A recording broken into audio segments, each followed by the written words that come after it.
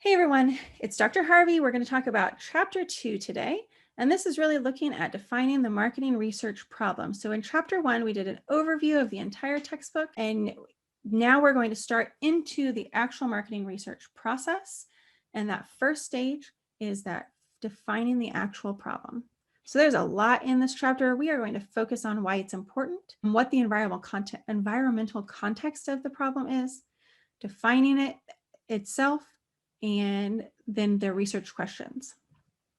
So why is problem definition important? Well, let's look at an example.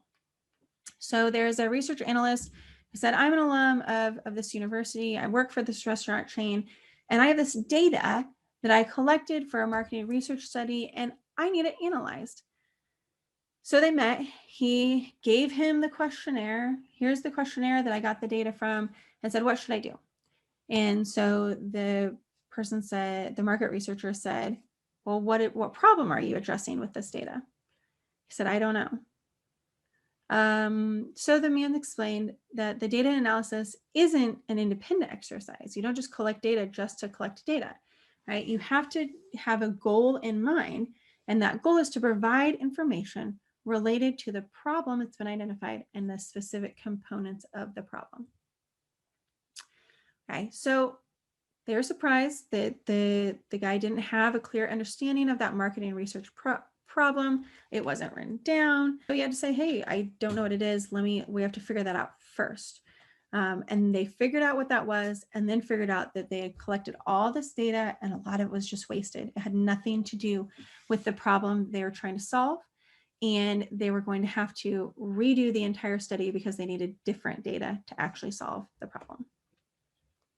So this is a kind of just overarching chart of the problem definition process. We're going to walk through this, but we're going to have discussions with decision makers. So this is your hypothetical client, Jim the farmer.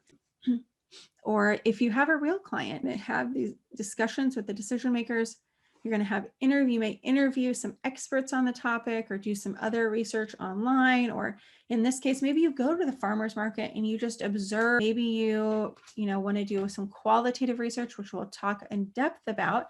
But this would be like some focus groups or some interviews of consumers, and try to really understand what's going on so that you can best define the problem. Environmental context that we need to consider would be past information and forecasts. So we don't really have a lot of that for our example here, but a real client would potentially have past information, past performance that they could share. Resources might be an issue. And oftentimes, if you were working with an internally or an external market research firm, there would be monetary resource constraints for sure. Okay, so I kind of mentioned these already: money, cost, time also. So like in this case, we have a short amount of time to figure it out, collect the data, and present it. Okay.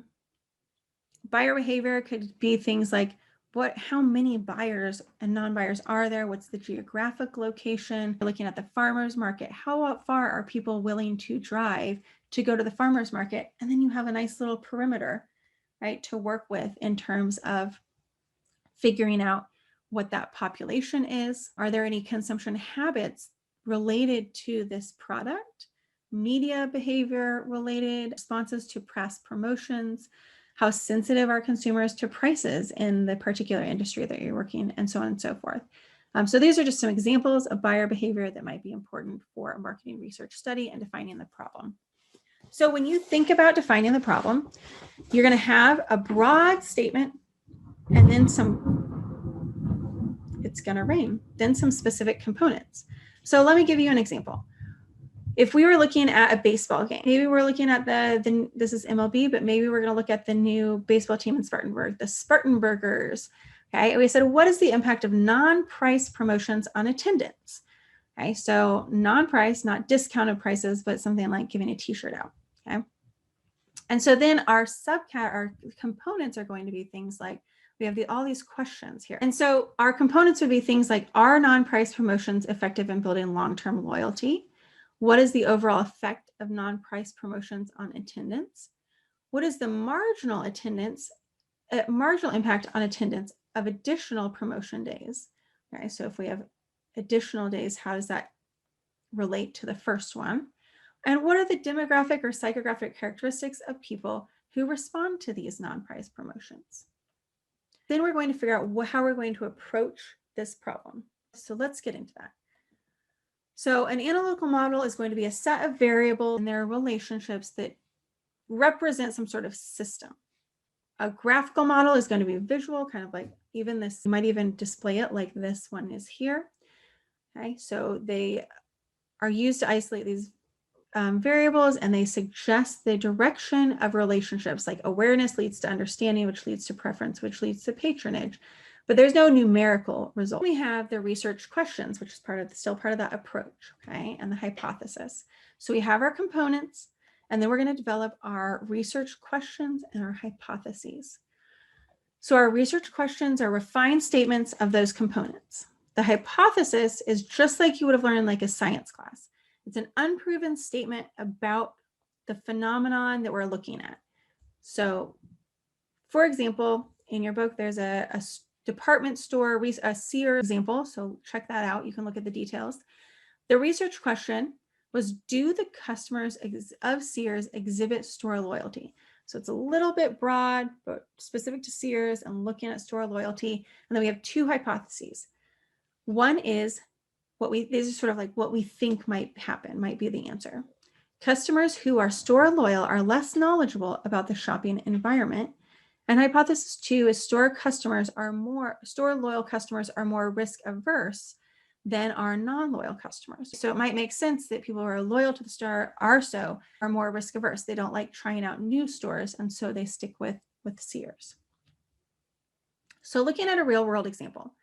So we have United Airlines, and you can also read about this more in depth, and there's a video on Blackboard that you can watch. Okay. They're looking at a marketing research problem that's trying to identify the factors that influence loyalty of airline travelers, which seems challenging. Most people I know, a lot of times price is that key factor. So how do we get loyalty among airline travelers? So they said, we're going to do some exploratory research. We're going to talk more about what that means in depth later. But we're just exploring the problem. We're not trying to get numbers into this. We're just going to, gather some insights from people. And I'll let you watch the video to see all the details of that. But these are some of the things that they found. They found that the frequent flyer program was important.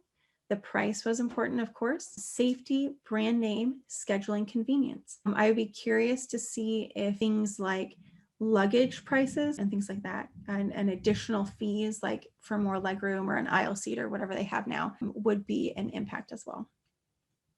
So what they ultimately found is that the problem was that major airlines were all pretty similar on these different factors that were important.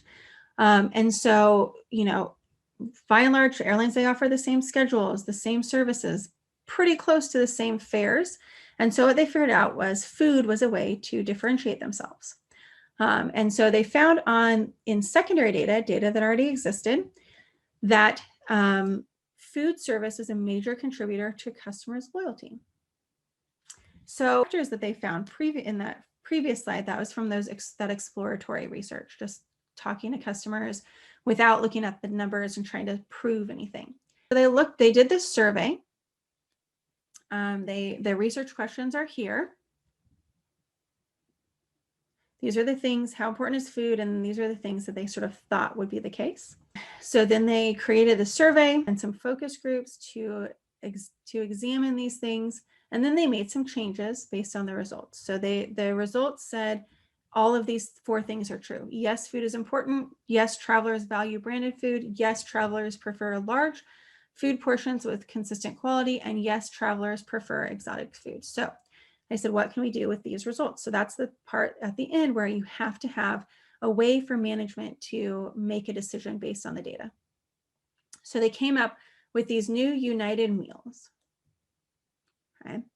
All right. And so you can watch the video on Blackboard about this project. And that's the end of chapter 2.